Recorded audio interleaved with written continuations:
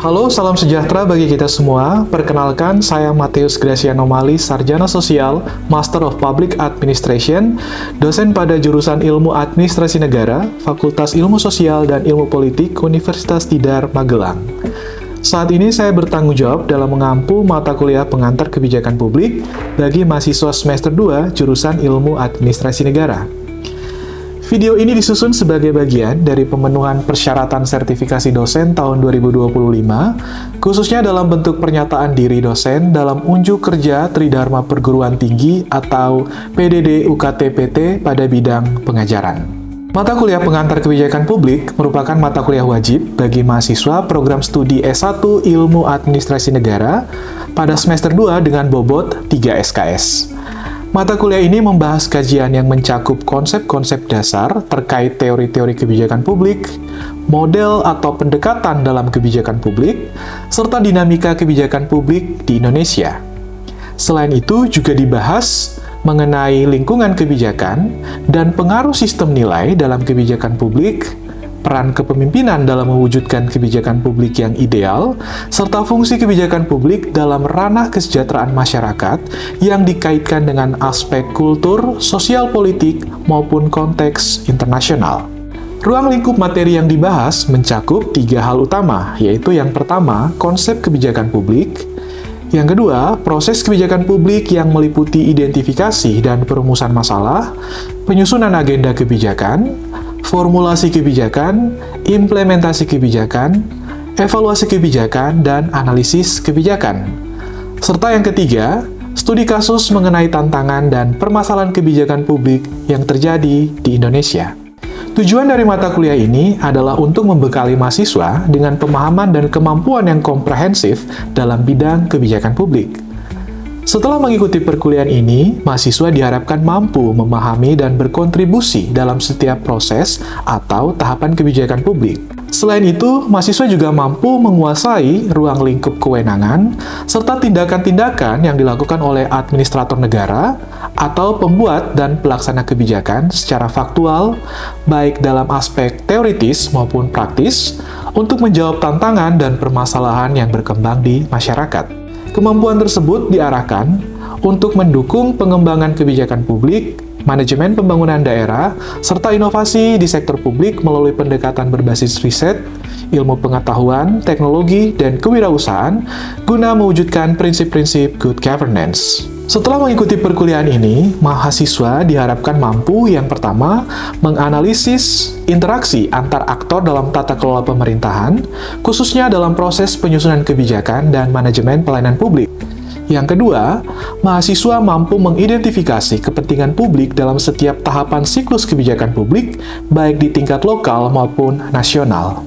Yang ketiga, mahasiswa mampu menganalisis dan mengevaluasi kebijakan publik dengan menggunakan prinsip-prinsip serta metode, seperti metode kuantitatif, antara lain menggunakan cost-benefit analysis ataupun analytical hierarchy process, dan metode kualitatif berupa participatory impact analysis ataupun studi kasus dalam seluruh tahapan siklus kebijakan. Yang keempat, mahasiswa mampu melakukan sosialisasi terhadap produk kebijakan serta mengajak partisipasi masyarakat dalam pelaksanaan kebijakan publik.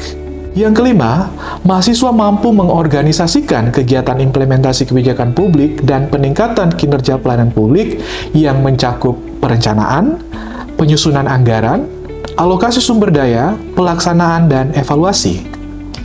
Yang keenam, mahasiswa mampu menganalisis risiko serta merancang dan melaksanakan program mitigasi risiko dalam implementasi kebijakan publik.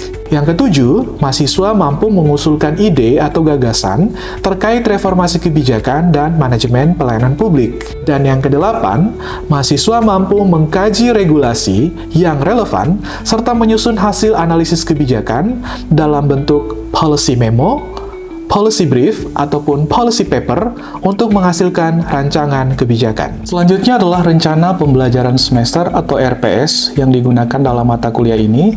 RPS disusun sebagai pedoman utama pelaksanaan perkuliahan. RPS ini memuat capaian pembelajaran, topik mingguan, metode, serta bentuk penilaian yang akan digunakan selama 1 semester. Pada pertemuan minggu pertama, yaitu penyampaian kontrak belajar. Pada pertemuan minggu kedua akan membahas ruang lingkup kebijakan publik. Pada pertemuan minggu ketiga akan dibahas pendekatan dalam kebijakan publik. Pada pertemuan minggu keempat akan dipelajari model dalam kebijakan publik. Pada pertemuan minggu kelima akan diajar tentang aktor dalam kebijakan publik. Pada pertemuan minggu keenam akan diajarkan tentang masalah publik. Pada pertemuan minggu ke-7 akan diajarkan tentang komunikasi kebijakan. Pada minggu ke-8 dilaksanakan ujian tengah semester sebagai bentuk evaluasi terhadap pemahaman mahasiswa terkait materi yang telah dibahas selama 7 pertemuan sebelumnya. Selanjutnya pada pertemuan minggu ke-9 akan diajarkan tentang tahapan kebijakan publik, dalam hal ini adalah perumusan atau formulasi masalah. Kemudian pada pertemuan minggu ke-10 akan diajarkan tentang implementasi kebijakan publik. Pada pertemuan minggu ke-11 akan diajarkan terkait evaluasi kebijakan publik. Pada pertemuan minggu ke-12 akan diajarkan tentang proses kebijakan publik yang demokratis dan teknokratis. Pada pertemuan minggu ke-13 akan diajarkan tentang peran masyarakat dalam kebijakan publik. Pada pertemuan ke-14 akan dilakukan presentasi terkait dengan masalah-masalah kebijakan. Pada pertemuan minggu ke-15 juga tetap dilakukan presentasi terkait masalah kebijakan.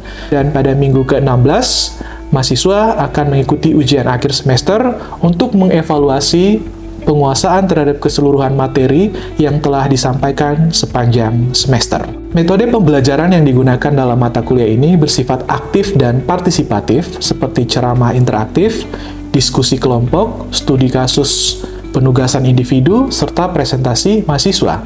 Metode ini dirancang untuk mendorong berpikir kreatif, kritis, dan kolaboratif. Media pembelajaran yang digunakan mencakup PowerPoint, video pembelajaran, LMS, jurnal ilmiah, serta dokumen kebijakan publik sebagai sumber aktual dan kontekstual. Selanjutnya, penilaian yang dilakukan secara komprehensif terdiri dari tugas sebesar 5%, kuis sebesar 5%, ujian tengah semester sebesar 20%, ujian akhir semester sebesar 20%, dan analisis partisipatif dan atau hasil proyek sebesar 50%.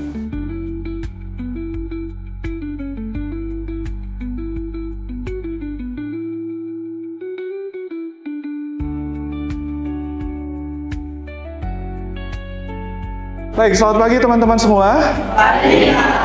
Kita ketemu lagi di mata kuliah pengantar kebijakan publik. Hari ini pertemuan ke-5 ya.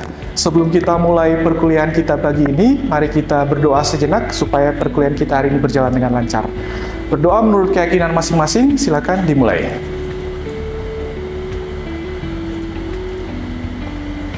Amin, selesai? Baik. Hari ini kita akan membahas tentang aktor kebijakan publik. Ya, setelah minggu lalu kita sudah membahas tentang model kebijakan. Hari ini teman-teman akan saya antar lagi kepada sebuah pembahasan yang tidak kalah penting sebagai bagian yang sangat berperanan di dalam implementasi, evaluasi ataupun kegiatan kebijakan publik lainnya. Nah, kebijakan publik merupakan hasil interaksi dari berbagai aktor. Dan aktor-aktor yang terlibat di dalam itu mencerminkan dinamika yang beragam. Ada tarik ulur kepentingan, ada perdebatan, ada kompromi, atau bahkan ada deal-deal di belakang layar yang kita nggak ketahui. Nah, jadi hari ini kita akan pelajari siapa sih sebenarnya yang paling berpengaruh. Apakah itu sektor swasta, apakah itu pemerintah, atau Anda sebagai masyarakat. Mari kita bersama-sama belajar dalam materi kita hari ini. Baik, teman-teman sekalian, sebelum saya membawa kalian kepada materi hari ini tentang aktor-aktor kebijakan, saya akan mengajak kalian dulu untuk kembali mengingat materi yang sudah kita belajar minggu lalu, yaitu terkait dengan model-model kebijakan. Mungkin saya akan menyampaikan beberapa pertanyaan untuk melihat siapa yang bisa merespon untuk mengingat kembali materi-materi minggu lalu tersebut. Baik, yang pertama mungkin Mbak Salma bisa menjelaskan apa itu model inkremental dalam kebijakan publik?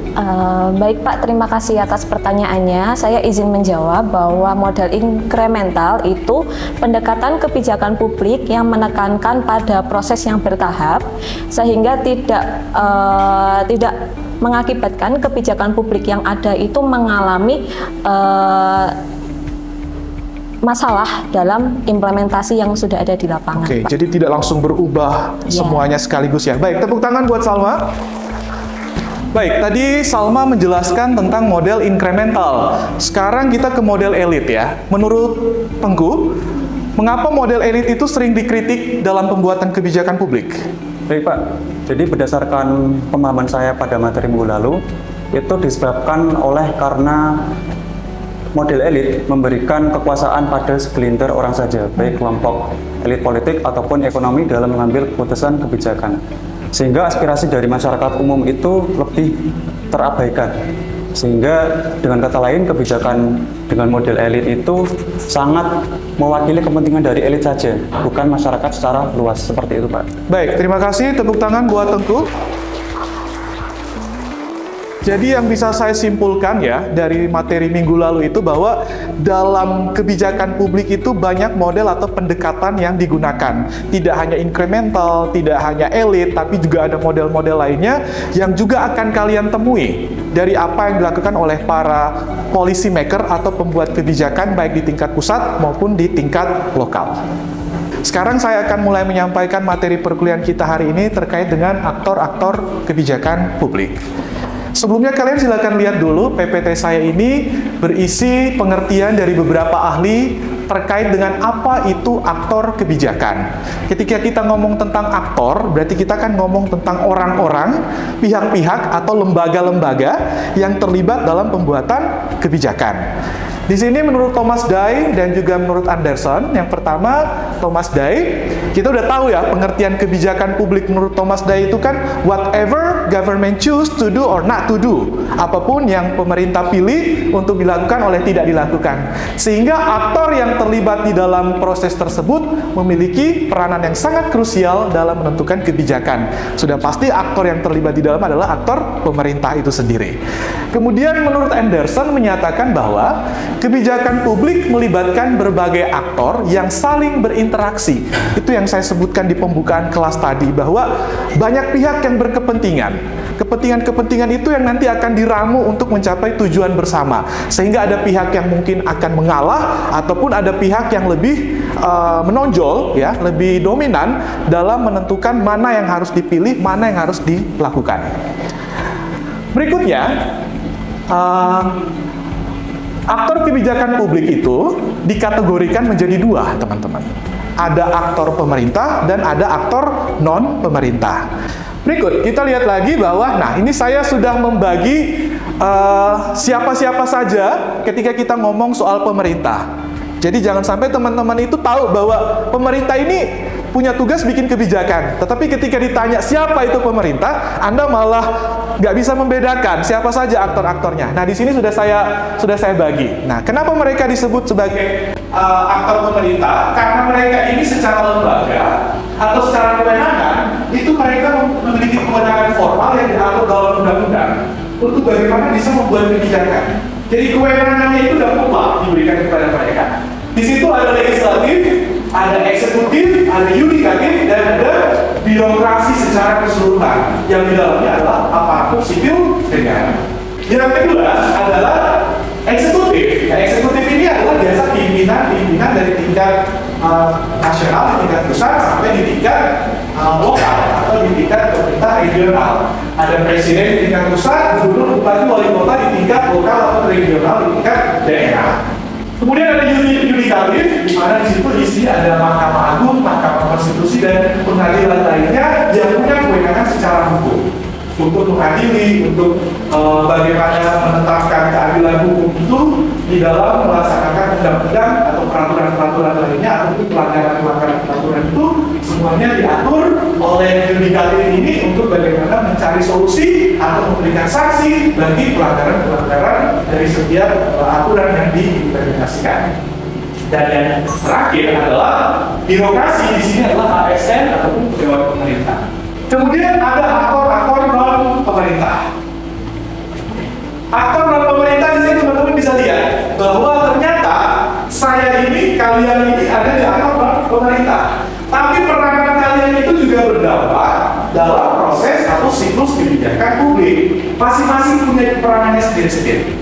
Misalnya kelompok kepentingan.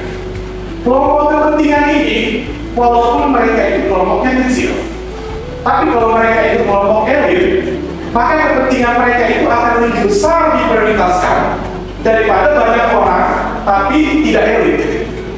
Maksudnya gimana? Maksudnya kelompok-kelompok kepentingan ini memang terlihat mereka kecil atau terbatas, jumlahnya tidak seperti warga negara yang banyak, tapi kepentingan mereka itu justru sebuah kepentingan yang urgent. Kemudian mereka memiliki data-data yang kompleks, mereka memiliki sumber daya yang kuat, baik itu dari segi anggaran gitu ya, punya data yang besar untuk bisa digelontorkan gitu ya, ataupun mereka memiliki kekuatan-kekuatan orang-orang dengan pengaruh yang cukup besar, maka apa yang mereka inginkan itu bisa saja diprioritaskan untuk dijadikan sebuah kebijakan. Ya, itu pertama, kelompok kepentingan. Yang kedua, partai politik. Ini lagi. Karena kita tahu proses kebijakan publik itu adalah proses yang dihasilkan atau produk politik kan. Yang membuat kebijakan itu orang-orang yang juga datang dari proses politik. Presiden, gubernur, bupati, hingga wali kota, itu mereka datang dari jalur politik. Nah, partai politik ini menjadi kuat apabila mereka memenangkan kontestasi politik dan menduduki legislatif, apalagi eksekutif. Kalau dulu kita lihat pada masa pemerintahan Pak Jokowi, ketika itu PDIP menang, PDIP anggota partainya yaitu Pak Jokowi jadi presiden, sedangkan di legislatif PDIP juga menang, maka ketua DPR-nya Puan saat itu. Maka di situ dianggap sebagai kekuatan PDI atau kekuatan partai yang cukup kuat, karena secara aktor-aktor kebijakan aja yang legislatif dan eksekutif diisi oleh orang-orang PDIP, sehingga apapun yang menjadi keinginan PDIP bisa saja itu diprioritaskan untuk nanti dijadikan agenda kebijakan. Baik, kita lanjutkan ke aktor yang ketiga adalah media massa. Media massa ini non pemerintah, tapi mereka punya media. Sekali mereka meng-blow up atau mengangkat sebuah isu itu kemudian akan secara konsisten disampaikan terus-menerus, maka isu itu akan menjadi masalah. Isu itu akan menjadi perhatian publik. Ketika menjadi perhatian publik, maka akan ada tuntutan publik.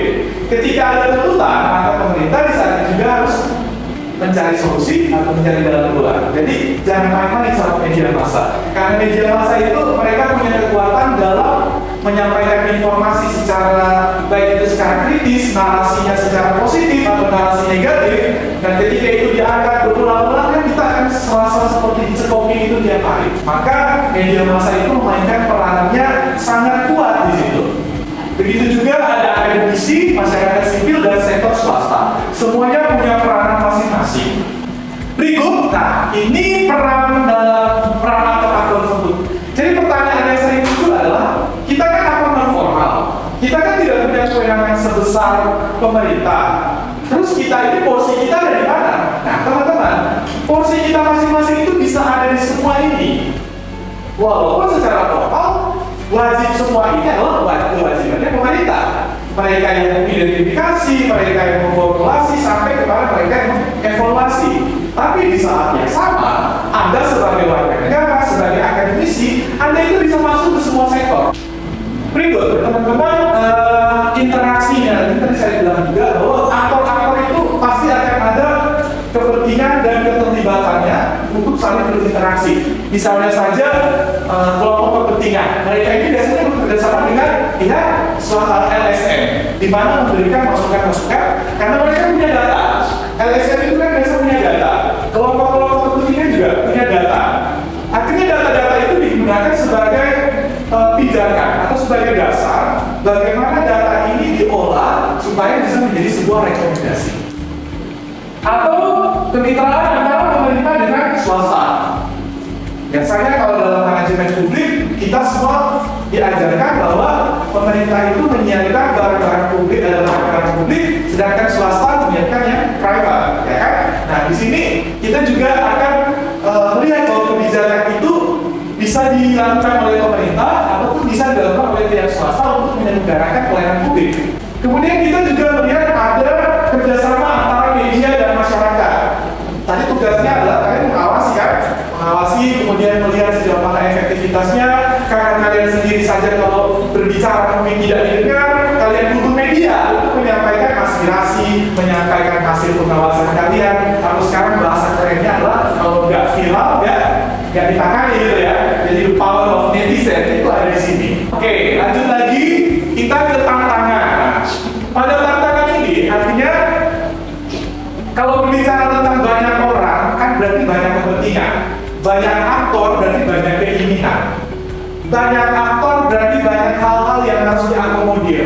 Tapi kita nggak tahu kita harus mendahulukan kepentingan siapa, memprioritaskan punya siapa, atau mendahulukan pihak yang mana. Itu tentu menjadi tantangan besar dalam membuat kerjasama antara berbagai aktor ini menjadi lebih baik. Nah, tantangan itu ada beberapa banyak hal yang menjadi tantangan. Tapi yang paling mendominasi di sini ada 4. Yang pertama adalah konflik kepentingan. Ini jelas. Karena kebijakan ini kan selalu dianggap akan menguntungkan siapa. Siapa yang akan paling banyak merasakan manfaat. Secara teori, kebijakan publik itu tidak mungkin menyenangkan seluruh warga negara. Tidak mungkin. Pasti di satu posisi ada pihak yang merasa diuntungkan dan di pihak yang lain ada yang merasa sangat dirugikan. Tapi tujuan kebijakan publik itu tetap harus dijalankan agar yang dirugikan itu tidak lebih banyak daripada yang merasa diuntungkan. Walaupun tetap yang nolak itu pasti ada. Tapi balik lagi kalau tidak ditangani justru semua orang akan merasa dirugikan. Jadi itu benar-benar pilihan pemerintah yang sangat kritis. Yang kedua adalah kurangnya partisipasi publik. Kurangnya partisipasi publik ini bisa saja satu sisi karena pemerintah yang tidak memberikan ruang yang besar kepada publik, atau yang kedua karena disebabkan oleh rendahnya kepercayaan publik terhadap pemerintah. Kemudian rendahnya kapasitas dan sumber daya ini dilihat dari mulai bukan hanya dari agen pelaksana di lapangan, tapi kita lihat dari sosok pemimpin, si policy maker. Pemimpin yang pintar pasti kebijakannya juga baik, bagus. Tapi kalau pemimpinnya tidak mengedepankan kepentingan publik atau masyarakat, otomatis kebijakan yang dia buat itu juga atas keinginan dia sendiri dan kepentingan kelompok-kelompoknya sendiri. Itu kita katakan sebagai kapasitas membuat kebijakan yang sangat rendah. Selanjutnya, ini adalah kesimpulan dari materi kita hari ini. Teman-teman bisa baca dulu ya, bahwa aktor kebijakan itu tentu memiliki peran yang sangat penting. Jika tidak ada aktor, maka tidak ada kebijakan. Sudah pasti siapa yang menghasilkan kebijakan itu. Dan keterlibatan aktor-aktor itu tidak hanya dari pemerintah saja, tapi juga ada dari non-pemerintah yang sudah saya sebutkan tadi dengan peranan dan porsi masyarakat masing-masing. Nah, dari berbagai teori aktor kebijakan, teori-teori kebijakan itu akan membantu para aktor. Misalnya kalau Anda akademisi kan Anda belajar banyak teori di kelas, sehingga Anda tahu bagaimana mengimplementasi, bagaimana mengevaluasi, dan itu akan membantu memberikan masukan kepada pihak-pihak pembuat hukum pelaksanaan kebijakan. Baik, sebelum menyelesaikan materi ini, saya kasih kesempatan bagi teman-teman yang ada di kelas ini mungkin mau bertanya atau memberikan pendapat, masukan. Silakan, siapa mungkin? Izin bertanya ya Pak. Oke, dengan siapa Mbak namanya? Yustiana Pak. Baik, silakan Mbak Yustiana. Izin bertanya terkait ini Pak, seperti yang dijelaskan Bapak tadi terkait aktor kebijakan publik. Untuk aktor non pemerintah sendiri seperti LSM dan media yang tidak mempunyai kewenangan secara formal, tetapi kenapa pengaruh mereka bisa lebih besar daripada pemerintah dalam beberapa kebijakan gitu Pak? Oke. Baik, terima kasih Mbak Yustiana atas pertanyaannya. Jadi secara teori, memang aktor-aktor non formal itu tidak memiliki kewenangan yang besar seperti aktor-aktor pemerintah yang saya sebutkan tadi, eksekutif, legislatif, dan lain sebagainya. Jadi aktor-aktor non formal itu tidak memiliki kewenangan yang besar atau yang luas dibandingkan aktor pemerintah. Namun, secara teori juga, aktor-aktor secara seperti LSM ataupun kelompok-kelompok kepentingan, mereka itu disebut dengan aktor-aktor yang memiliki soft power, kekuatan yang tidak kuat, tapi tetap ada kekuatan itu. Nah, dengan soft power itu mereka akan mampu membentuk yang pertama adalah opini publik, kemudian mereka juga bisa mempengaruhi agenda-agenda politik, dan mereka bisa menekan pemerintah lewat advokasi yang mereka lakukan secara konsisten dan terus. Kira-kira Mbak bisa diterima? Baik, terima kasih. Satu lagi pertanyaan dari teman-teman, silakan. Pak, izin bertanya. Perkenalkan nama saya Fikri Rumah. Saya akan bertanya tentang bagaimana praktik dari aktor kebijakan publik ini apakah benar-benar mereka bekerja untuk kepentingan publik atau justru kebijakan lebih sering jadi alat kompromi untuk elit politik dan ekonomi saja. Gitu, seperti itu. Baik, kita beri tepuk tangan dulu untuk Mas Fikri untuk pertanyaan. Jadi pada dasarnya kebijakan publik itu kan dibuat oleh aktor-aktor yang memiliki kepentingan yang berbeda-beda. Dari kepentingan-kepentingan yang berbeda itu nanti akan bermuara pada tujuan yang sama, yaitu kepentingan bersama. Jadi berbeda-beda namun untuk kepentingan bersama. Ini sejalan dengan prinsip good governance bahwa setiap kebijakan atau aktivitas yang dilakukan oleh pemerintah itu harus berdasarkan prinsip-prinsip keterbukaan, akuntabilitas, partisipatif, sehingga menjamin bahwa kebijakan yang dihasilkan itu adalah memang untuk mengakomodir banyak kepentingan, bukan hanya kepentingan pihak-pihak tertentu. Kesimpulannya, kebijakan yang benar-benar ingin memenuhi kepentingan masyarakat itu memang benar-benar bisa diwujudkan, asalkan kepentingan-kepentingan elit tadi itu bisa ditekan dengan cara-cara yang secara teori, secara rasional itu bisa diterima juga, bahwa jangan sampai kebijakan itu mekanismenya secara tertutup, tidak transparan, dan hanya dilakukan oleh pihak-pihak tertentu yang seperti kita lihat beberapa waktu terakhir ini, sehingga bahwa untuk mewujudkan kebijakan dan tata kelola pemerintah yang baik itu bisa diperlihatkan dengan bagaimana memberikan peranan atau porsi yang lebih besar atau partisipasi yang lebih besar kepada masyarakat, agar suara masyarakat ini bisa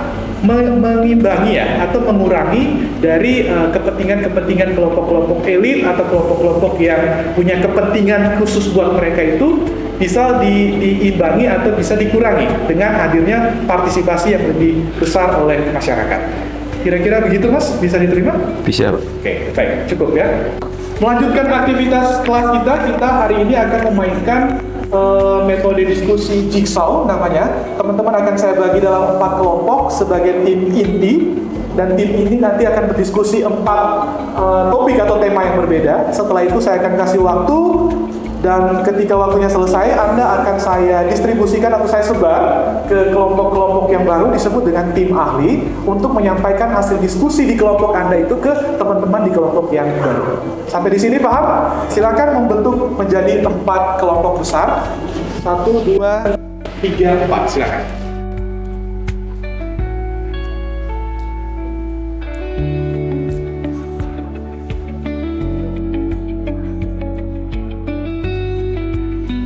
Izin menyimpulkan, Pak, jadi setelah kami melakukan diskusi ini, kami dapat memahami bahwa ternyata untuk menentukan suatu kebijakan itu tidak dipengaruhi oleh aktor pemerintah saja, tetapi ada aktor non-pemerintah seperti LSM, media, dan akademisi seperti kita yang dapat mempengaruhi suatu kebijakan. Jadi dari kelompok kami menyimpulkan bahwa interaksi antara aktor pemerintah dan aktor non-pemerintah sangat dibutuhkan dalam pembuatan kebijakan publik agar nantinya kebijakan publik yang dibuat ini lebih bersifat responsif dan juga adil. Baik, terima kasih saya ucapkan kepada teman-teman atas partisipasi aktif kalian dan semangat kalian dalam kelas ini, sehingga materi bisa saya sampaikan dengan baik dan diskusi juga berjalan dengan lancar. Nah, jadi kita telah sama-sama membahas bagaimana kebijakan publik itu tidak bisa berdiri sendiri, melainkan dipengaruhi oleh berbagai aktor.